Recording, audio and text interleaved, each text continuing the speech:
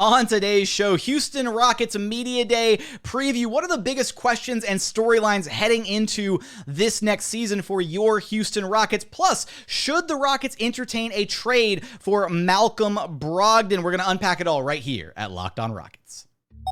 This is Mission Control, Houston. Ignition sequence start. Throw it up to Jalen Green.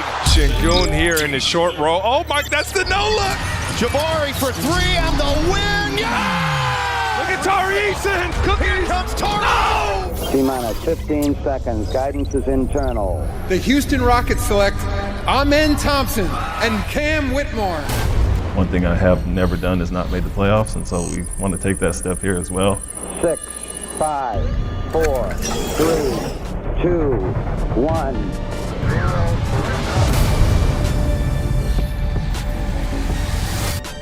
What's up and welcome to another edition of Locked On Rockets, your daily podcast home for everything Houston Rockets basketball. As always, I'm your host, Jackson Gatlin, native Houstonian and credentialed media member. I'm also the host of Locked On NBA Mondays. Be sure to follow along on Twitter at JT Gatlin. And the show, of course, at Locked On Rockets, free and available wherever you listen to your podcasts, including YouTube. Just search Locked On Rockets. Be sure to like, comment, and subscribe. I want your thoughts. If you could ask one question at Houston Rockets Media Day, what would you ask? Put it in the YouTube comments. I will do my best to see if I can facilitate some of the best questions that I see posed in the YouTube comments.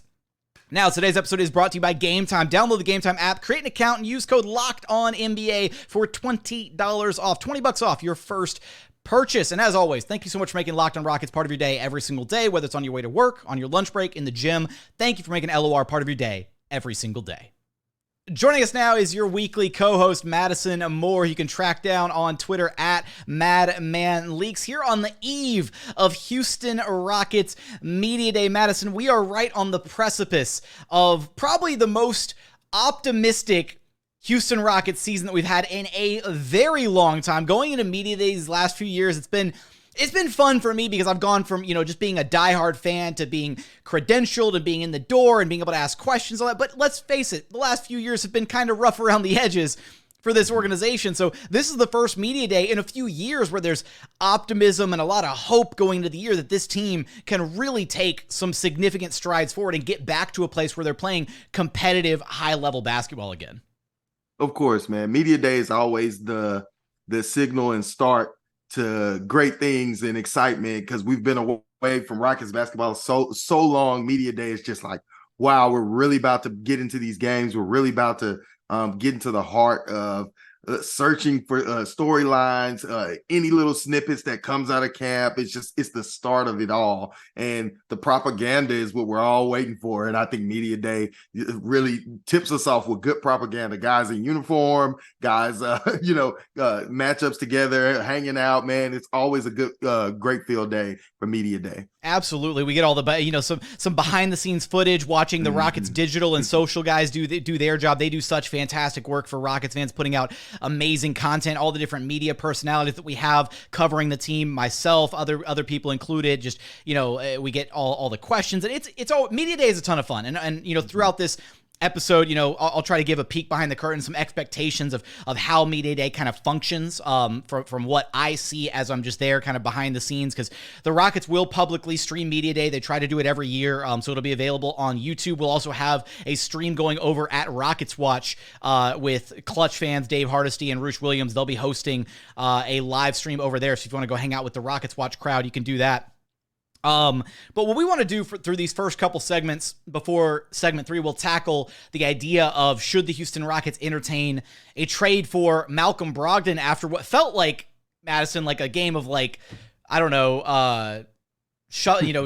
it? What's the chair shuffling game? Shuffling. Why am I blanking? Musical chairs. Musical chairs. Thank you. Oh my God. I could not. I was like, chair shuffle? That doesn't sound right. It felt like a game of musical chairs with Dame traded to Milwaukee, then Drew traded to Portland. Now Portland trades Drew to Boston, and now Malcolm Brogdon's the guy left out to dry with the Blazers, and they're probably going to flip him down the line. So it doesn't make sense for the Rockets to pursue him. But for now, for these first couple segments, we'll kind of focus on Media Day, some of the biggest storylines and questions going into this season. And I think arguably, Madison, right now, and this is still kind of a relevant storyline, is what ultimately happens with Kevin Porter Jr. That's kind of the unfortunate gray cloud hanging over this team. There was all this optimism, all this reason for hope and positivity going into the season. And it's really, obviously, it's an unfortunate, circumstance, set of events. We've covered it, thoroughly here on the show. We won't revisit, too deeply into that situation, but that is kind of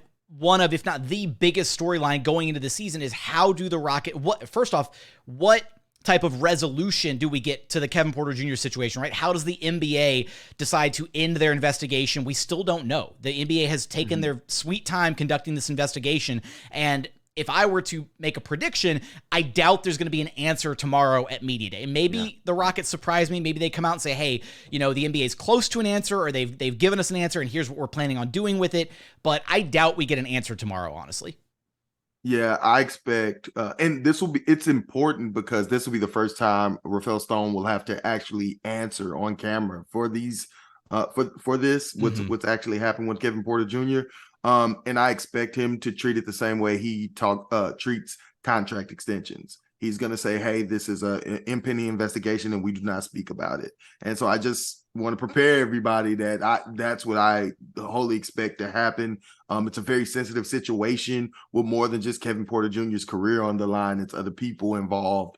That can be very, very sensitive for the organization. So as much as we would like to hear a resolution to this, these type of things take time, and I expect us to get the runaround and not get the answer until the NBA actually comes out with its findings. More than likely, honestly. So yeah, don't get your hopes too high for an answer yet here on the KPJ front. But I do think, and this kind of goes hand in hand here, I think one of the bigger storylines, and maybe a bit of an underrated storyline going into the season, Madison, is I think this is probably a very important year for Rafael Stone, right? Like, the hiring of Ime Udoka showed that the Rockets, they're like, no, this is our guy. This is our head coach for the next stage of Houston Rockets basketball.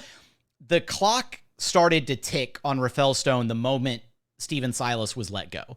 And I think this season is going to be very, very important for his long-term potential future in Houston as the general manager. If this season is a letdown, I think it kind of, you have to come back and look at Rafael Stone, and he's going to be likely the guy whose seat is probably, because of the whole KPJ thing right now, the start of this year. It hasn't even started yet, right? And they're off to kind of a rocky start just because they're going to have to try and figure out some kind of a resolution to the situation. The heat on his seat is probably turning up a little bit, whereas you think, obviously, ownership's not going anywhere. Ime is pretty safe right now, and there's not really a player or two that you can pin things on because it's the young core, right? None of them are able to be scapegoated at this point. So there's one kind of fall guy, essentially, if this season doesn't go according to plan. And I do think that guy is Rafael Stone, for better or worse, unfortunately. And obviously, I hope things go well this season so that the Rockets, we have a lot of positivity to talk about, some good basketball, all that. But yeah, I think that's kind of one of the significant storylines of this year, is this could be kind of the make it or break it year for Rafael's tenure as the Rockets GM. And I think that leads us to the most important question that can be asked to actually three people during Media Day. One is Rafael himself, as well as Ime Udoka, and hopefully if Tillman is available. I'm not sure. He's not. He's typically not, unfortunately. Yeah, he's typically not. But, you can't count him out as Media Day. But if any of those three are available, which we know Rafael and Ime will be available, the key question is, what does a successful season look like for the Rockets this year?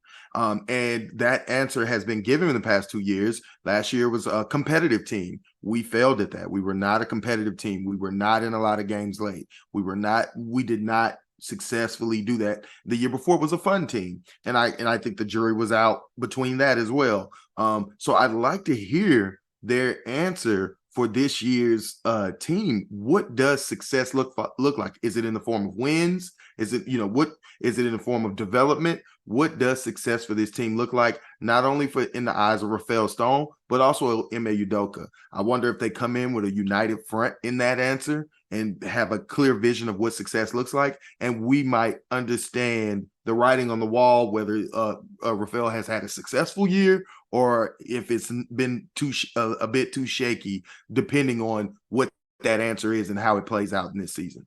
absolutely. And I think that is going to be one of the biggest questions that we're going to be hopefully getting an answer from, at Media Day, which reminds me, if you're listening to our show, if you're watching it on YouTube, if you could ask anybody at Houston Rockets Media Day one question, what would it be? Drop it in the comments, and if I can, I will do my best to pick some of the solid answers and see what I can do to facilitate some questions being asked at Media Day of certain players, of either Ime Udoka or Rafael Stone, both of which will be available. And then we don't have an exact list of the players. They don't make every player on the roster available, but we'll get select guys. We'll definitely get, Jalen, Jabari, Sengun, the mainstay characters. We'll definitely be getting those guys. So drop your questions in the YouTube comments.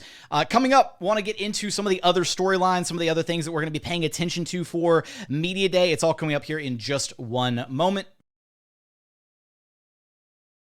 First, today's episode is brought to you by Game Time. Look, you shouldn't have to worry about how you're going to get your tickets the next time you want to go out to a game or a show or whatever, right? You don't want to have to stress about it. You're trying to go out and have a good time, right?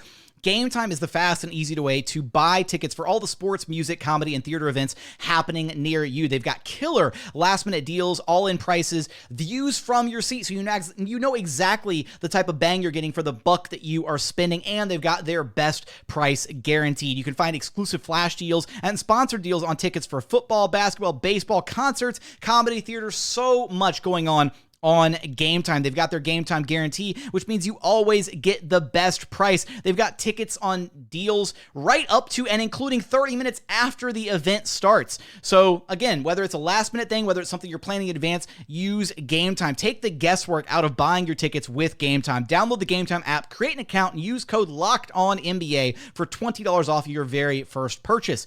Terms apply. Again, create an account and redeem code LOCKEDONNBA. That's LOCKEDON NBA for $20 off. Download Game Time today. Last minute tickets, lowest price guaranteed. And continuing on here at Locked On Rockets, your daily podcast home for everything Houston Rockets basketball. A bit of a Media Day preview headed into the start of this next campaign for your Houston Rockets. Now, again, the way Media Day kind of functions, the way it works, it'll be from 11 a.m. Central Time to 2 p.m. Central Time. Again, those times are a bit tentative. Sometimes the players get held up a little bit doing some of their media activities because what they wind up doing is Toyota Center, and I'll try my best to get some behind-the-scenes pictures and photos if I can, but Toyota Center gets, transformed into this just, station-by-station thing where they are so industrial about the way that they run these players through. So when you see, throughout the season, all the, in-game graphics and the guys were get louder, cheer, all that, all the players, they do all this stuff. They knock it all out on Media Day. So the players aren't just showing up for a quick 5-10 minute interview at the podium and then going home and calling it a day. They're getting worked and sent from station to station to station. They do their one-on-one interviews with Vanessa Richardson, sideline reporter for formerly AT&T Sportsnet Southwest. Now, oh man, what's the new name for it, Madison? I'm blanking on the name. Is it Space City Home Network? Yes. Right, there we go. Okay, City Home Network. The new network owned by the Rockets and Astros covering your team. So they do their interviews with Vanessa. They do their radio interviews with Matt Thomas and Ross Villarreal from Sports Talk 790. They do all their digital and social media hits. They do fun little interviews for TikTok and all that. So this is what, that's kind of what Media Day ultimately entails. And there are some really fun moments last year, when we were walking down the hallway at one point, I was following Jabari and Tari, and I got a chance. I was trying to ask Jabari how he felt about the locksmith nickname, and before he could even reply, Tari jumped in and he goes, Jabari Safari. He was clearly making fun of the fact that people, he got the Tari Ferrari nickname. So just the rhyming, the alliteration, all that. So it's just fun to watch these guys have that camaraderie and have a day where they're just kind of goofing off, having some fun. We kind of tackled some of the bigger, more hard-hitting storylines there in segment one. I do think there's still one more that is really important here, and that's actually Ime Udoka, Madison, because we know that there's a lot, first off, I think there's a lot of pressure being put on Ime's shoulders. First off, Ime's massive. He's got huge shoulders. I think he can deal with the pressure. But we've only ever seen him be a head coach one time, right? It was a one-off with a very good Boston Celtics team. Now, granted, they started off that year they struggled a lot that year, and they didn't turn things around until about January of that season. And then they made a finals run, and it was very impressive. I'm not trying to shortchange him at all, but we don't have a large sample size from Ime Udoka as a head coach. He's got a very strong history as an assistant, but this is going to be kind of, right, his redemption tour season. And I think that's a really important kind of storyline narrative to follow, where if the Rockets have kind of like a Cinderella-esque season, kind of similar to the Sacramento Kings last year, I'm not saying they're going to go for like the number 3 seed or anything, but if they push for a legitimate, a top-end play-in spot, or maybe even flirting with like the 6-7 seed territory, I think there's absolutely a world where Ime Udoka is in the discussion for Coach of the Year this season. Oh, of course. If the Rockets outperform, if they're in playoff contention, I definitely think he'll be up there, because we know one of the primary changes has been the coach himself. And I think what you're talking about, this is a big year for Ime Udoka, and we only really have 1 year of sample size to see, how he coaches. What is his coaching style? And I think that's one of the biggest questions I want to see asked in media day. One of the things that we've actually been chasing since he's been hired, and that is, what is Ime Udoka's offensive and defensive philosophy? What are the principles that he is going to put in place for this team in training camp? And he really only could talk about concepts in primarily defensively early on, because he hadn't really built that for this particular team. This team has a lot of different skill sets. He didn't know who he was going to get in free agency. You don't know what the strengths of your team is. But now we're entering training camp. I know there's a clear philosophy that this Rockets team wants to implement, and I want to hear Ime Udoka speak about it. I want to in Boston, we can look at Boston. They ran a lot of spread offense sometimes, as well as a lot of driving kick. And really built on the greatness of their 2 wings, especially Jason Tatum. Well, this team has also a great center in Alperen Sengun with a lot of tools that Ime Udoka has talked about. And so I like to hear him talk about, is this going to be a pick and roll heavy offense because of the strengths of Fred VanVleet, Jalen Green, and Alperen Sengun?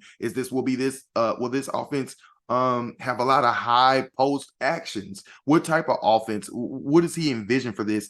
Or will it be an amalgamation or a mix of a lot of these different principles in which the Rockets will just have to seamlessly run through? I really want to hear him talk about that and see if we can get some semblance of what his mindset is going into this offense. Into this season, as well as the defense, which I think he's talked about, competing, getting up under guys, and really just taking it personal. I think regardless, I think we have a better idea of his defensive principles, but they're always excellent answers to hear your coach talk about those types of things. Absolutely. And I'm really excited to kind of hear, we've only briefly spoken to Dillon Brooks and Fred VanVleet. We got them for, 5-ish minutes at Summer League, and that was their only so far introductions as Houston Rockets. They didn't do a formal press conference to announce the signings of those guys. They just opted not to do it this time around. So that's unfortunate that we didn't get like a formal, full-blown press conference to ask them questions. Why'd you choose Houston? What about this team is special? All that. So it'll really be our first opportunity for an in-depth set of questions for those 2 guys. Get a feel for their kind of the kind of veteran leadership that each of them brings to the table.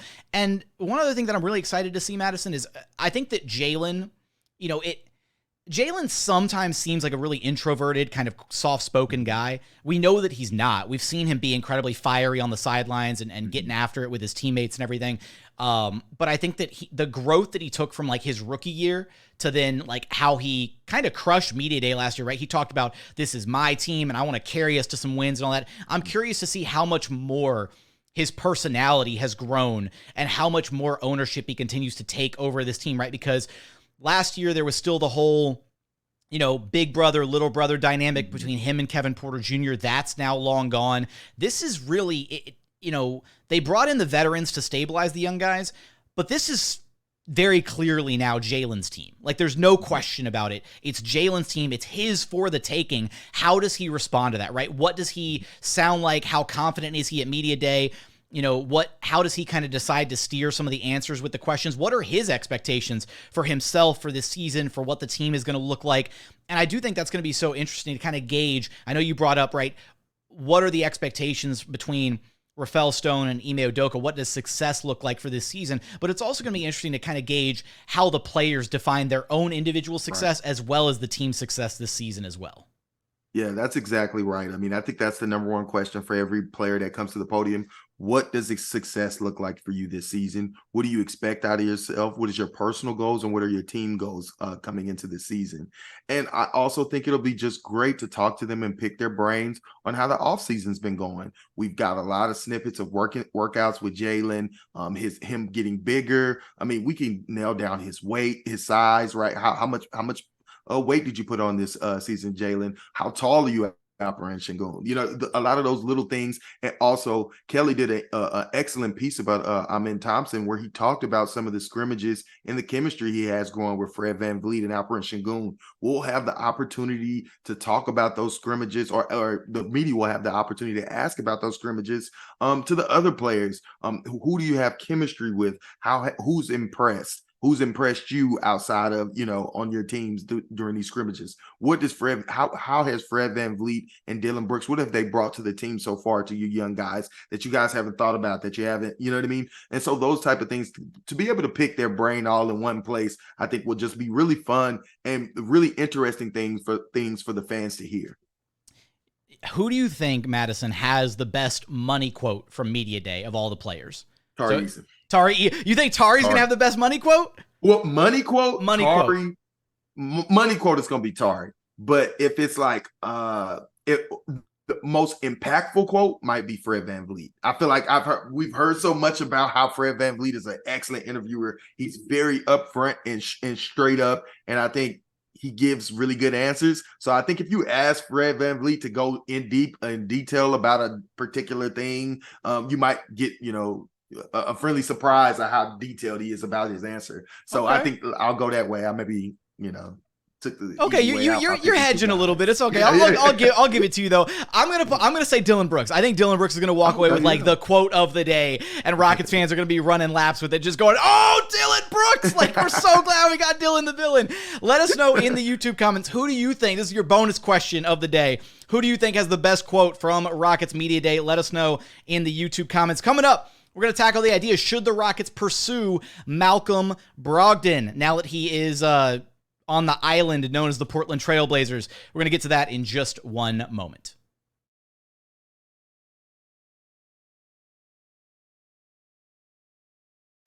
And final segment here at Locked On Rockets, your daily podcast home for everything Houston Rockets basketball. Be on the lookout for our immediate recap of Houston Rockets Media Day.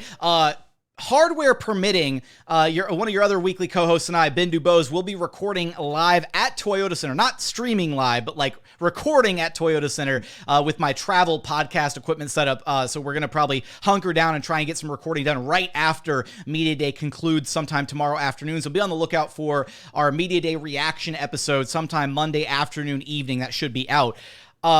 Madison, so we had the musical chairs happen with Dame gets sent to Milwaukee, then Drew Holiday gets sent to the Blazers, and then Boston Celtics come knocking because they lose out on the Damian Lillard sweepstakes. So then they pick up Drew Holiday, which, what a turn of events to, you miss out on the guy, so then you go get the guy that just got replaced. It's kind of a funny series of events. Really quick, before we get into the Malcolm Brogdon stuff, how do you feel about Dame in Milwaukee? Oh, a match made in heaven. I think that offense is now supercharged. Best duo in the NBA immediately, or? Yes. I mean, their fit is so seamless together. I mean, he's a force of nature their pick and roll play will be just automatically the most dangerous. Yes, because Giannis is such a force of nature coming downhill on those pick and rolls. Teams have just elected to say, hey, we have to just pack the paint on Giannis. Whoever's taking that 3-point, whether it's Drew, Chris Middleton, we'll just let them have it. And if you let Dame take those shots, he's going to drop 50 on your head, just point blank. Yeah. And it's the worst pick your poison a team could ever. And I thought they instantly became the favorites until the Boston Celtics trade, which I think votes them back into to contention of probably being the favorite. Just depth and injury permitting. Yeah, it's an arms race out east for sure. And the Celtics look very different now with Kristaps Porzingis and Drew Holiday over there in place of Marcus Smart and Rob Williams. The Celtics have a really strong top six, and then it gets real murky after that top six, though. So if they have any kind of injuries, or if Drew misses time or KP misses time, it could be really tough for them. But those are going to be the two teams to watch out east. But that leaves us with the Portland Trailblazers, who are still holding on to Malcolm Brogdon after this set of musical chairs and trades and whatnot. And there are going to be a lot of teams, contenders included, that come knocking, trying to see about acquiring Malcolm Brogdon's services. And the Rockets may not be in the contender group, but they're a team that, as we alluded to earlier, right, still don't have an answer on the Kevin Porter Jr. front. And we've speculated a little bit here on LOR about some possible trades, some ways to utilize just the contract component of KPJ's deal to acquire another player. And Brogdon would kind of fit the bill there.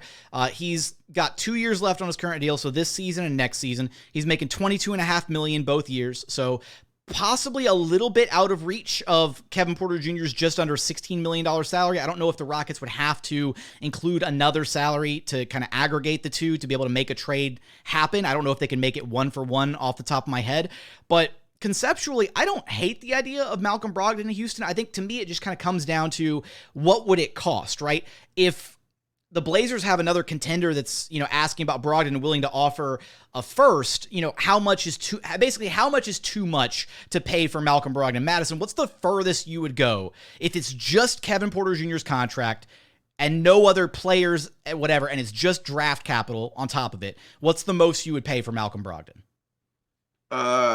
2 seconds. That's 2 the seconds? most I'd put. Yeah, and I think that's honestly what he's worth, and that's why I think we're not going to get him, because I think a team is going to want a premium on that to take on Kevin Porter Jr.'s contract and the controversy that comes with it, as well as the NBA hasn't made a decision on his contract. They haven't made, and it's kind of been a while now to me, which may scare teams off as well, because what if that contract isn't voided? What if he is just given a suspension, right? And where a team is stuck with that salary, then you're working with, paying to get KPJ off, which could be a dangerous situation for a team that, Portland doesn't have to do. You know what I mean? There will be suitors out there who need a backup point guard, that need depth, that Malcolm Brogdon can play the 1 and the 2 and can actually fill in as a starter if there's an injury down the road. They don't have to make this trade today. They can rehab some of his value, because I know he's been injured.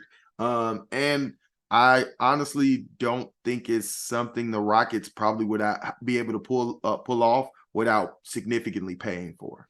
Yeah, I'm torn on it because I've talked myself into the idea that, let's face it, teams understand there's going to be kind of a PR, there's an optics look to any if a KPJ trade does materialize, but I'll be completely honest, I don't think front offices care about that. They're going to do what they think is best for their team, which is why the Rockets are, in fact, exploring Kevin Porter Jr. trades, right? They didn't just immediately, we're going to cut him, we're getting rid of him, we don't want to be associated with him anymore. They're doing their due basketball diligence by trying to figure out how they can make the most of a bad situation.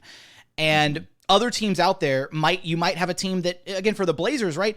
Kevin Porter Jr. is an expiring contract, so Malcolm Brogdon isn't. And if the Blazers don't want to have to be saddled with that Malcolm Brogdon salary, then they could get off of it a year earlier. And if the draft capital is equivalent, right? If the best that they're getting, if the best offer from another team is, say, a first round pick from like a team that's going to be in the, back into the first round, we're talking like 25 to 30 range in like this upcoming year's draft, maybe they would value 2 or even 3 second round picks more than just 1 late first, in addition to the salary relief from Kevin Porter Jr. being an expiring contract and not being saddled with Malcolm Brogdon. Because as you pointed out, right, he's a guy who has had some injury issues in the past. He might need to rehab his value a little bit, but at least as per what Adrian Wojnarowski is reporting, the Blazers fully intend to give the brunt of their guard minutes to their young trio of guards, right? Scoot Henderson, Shaedon Sharpe, Anthony Simons. There's not exactly a ton of minutes in there for a Malcolm Brogdon to really even rehabilitate his value, even if he's just getting 10 to 15 minutes a night as like the spot backup after those 3 guys. How much more value can you really extract from that? I think at this point, contenders, teams like the Rockets, whatever, we kind of know what Malcolm Brogdon is, what he can bring to the table, what he could provide to a team. So for me, I think the furthest I would go is the 3 seconds. And I think second round picks are kind of that really fluid currency where it's like, at the time, you're kind of like, who cares about seconds? Like last year, we saw 5 second round picks traded like 3 different times at the trade deadline, right? In fact, it was the same set of 5 second round picks got traded twice between 2 separate teams, I think. It was like Atlanta, right? Did it? I think it was Atlanta, and somebody else did like the same 5 picks for like Sadiq Bey or something. It was a lot of second round picks being moved, but that's why I think that the Rockets should not be so eager to move off multiple seconds, because they are netting you value in this NBA. I mean, you just talked about how we've learned that, and as liquid as we may think they have an ending. They're not infinite. You know what I mean? And for me, I think that seconds, the value of firsts have kind of just overinflated. And now seconds is the new catchy thing to do. And I don't think we should just be spending not just seconds, 5 seconds. That's the new fancy thing to do. Well, 5, 2, 3. Load them up. Just push all your chips into the middle of the table. You know what I mean? You need a lot of them to get these deals done. And that's what I say. And honestly, you would only be trading for Brogdon's salary, not because you really want him to make an impact on this team right now, but because you want to aggregate him later in a trade to add another impact player. You know what I mean? And so I'm like, is it really is it worth it right now? Do you have a guy in mind that you think you'd be ready to add at the deadline at that salary, at that high of a salary? Because that is a pretty significant player if it's going to be, you know what I mean, a Malcolm Brogdon and a Jae'Sean Tate, a $30 million a year player. Those guys, it's only 1 or 2 of those guys coming shaking free at the deadline. You know what I mean? I just don't know if it's worth it or spending your currency of seconds for it. But I haven't crunched the numbers or thought enough about it to really be sure. Yeah, I do think in all of this, the biggest takeaway is the Rockets want that flexibility of keeping that salary slot alive from KPJ's contract, which, being completely honest, Madison, the easiest way to do that is to just keep Kevin on the roster. I don't know what their kind of like pain tolerance is from the PR perspective of not like, because if the NBA comes out with their ruling, we'll suspend him for this many games, or we're avoiding this portion of his contract, whatever. That's the other concern, is if the NBA outright comes out and they like drop the book on KPJ or throw the book at him. If they void his contract, then the Rockets are screwed regardless, because then the contract's gone and they just lose that value right away, which is why I think they've kind of gone into this aggressive pursuit of flipping it for another active deal, even if it's not a super attractive contract, just because if they do void KPJ's contract, you lose that as a bartering chip in potential trades, right? That's $16 million that you can no longer aggregate for the next disgruntled star who becomes available. And we know there's been reporting from Adrian Wojnarowski that this could be the year where we see a lot of movement where star players are getting, unhappy in their certain environments, whatever. We could see a lot of stars kind of shaking loose around the trade deadline or potentially next offseason. And if the Rockets don't have the right salaries to piece together, then they might be screwed when it comes to trying to get that next big name. Again, that next Damian Lillard who becomes free, or that next, who do I want to say? I was going to say Rudy Gobert, but I was like, I don't want to use that name. But yeah, you get my point, right? Is there's going to be guys out there that the Rockets want to be able to pursue. And if I could just have my way, I would just say, just hold on to Kevin Porter Jr., let him sit there, tell him to sit at home, whatever, deal with whatever repercussions the NBA wants to pass down to you. Keep him very far away from the organization at this point, but hold on to that contract, because then if you can hold on to it to the trade deadline, then the optics become a little bit better too. If you make a trade at the deadline and KPJ's been sitting out for half the season, it's very clear that whatever team is receiving him, hey, we're not getting this player. Yeah. We're literally just trading for the contract, and then we're waiving him immediately. Whereas if you do it in the aftermath of the DV, reports, then suddenly it's, this player, the Memphis Grizzlies trade for Kevin Porter Jr. Like what's going on here? Why are the Grizzlies trading for a domestic violence, alleged guy? Like, I don't know. It's a whole mess. Yeah. But anything else you want to chime in before we wrap this one up, Madison? No, I think I'm pretty good. I mean, I have one last question. Sure. Is this contract slot and the position that the Rockets are right now, where we're not very competitive. We may be competitive, but we're not very competitive. You think that's worth the PR hit and the lost assets it would cost to move KPJ? Like, is 3 second rounders worth that contract slot that for unknown star on a team that, like, we're not a contending James Harden team. For a contending James Harden team where we would need the flexibility to make a move to get a star would have to want to come to this team. You know what I mean? And I'm just like, to me, that is the longest long shot. So why am I spending my assets? I mean, that's how I view it, and that's what I'm struggling with. I see your point. I think for me, when it was Brogdon specifically, I do think Brogdon's still a guy who can contribute at a decent level to a team, and I do think the Rockets were going to rely on some of that bench. You look at their bench; there's no scoring off their bench right now, unfortunately. Right? It's Amen. It's Jae'Sean Tate, it's Tari Eason, and it's Jock Landale. All their scoring, all their firepower is in the starters. So you're going to have to stagger some of those starters with the bench unit to be able to maintain some of the offense, which is doable, but it becomes a little bit easier if you have a lead guard or a guard coming off the bench that has a little bit more oomph to his game, which Kevin was going to be that guy, right? They were going to rely on Kevin's role for that this season. So kind of replacing that to a level with Malcolm Brogdon, I think is where I'm adding maybe that extra second round pick, getting up to 3. I think it's worth keeping the salary slot alive if it's just 2 seconds, which is why I pitched going for Lonzo Ball, right? Was one of my other ones because Lonzo's going to miss the entire season anyways, but he's got next season that he's still on the books for. So it gives you a little bit of extra leeway or a little bit of extra runway on how long you have before you decide what you want to do with that contract slot and whether you aggregate it, trade for another star, whatever. So I do think that financial flexibility is important, especially when you look at this Rockets team.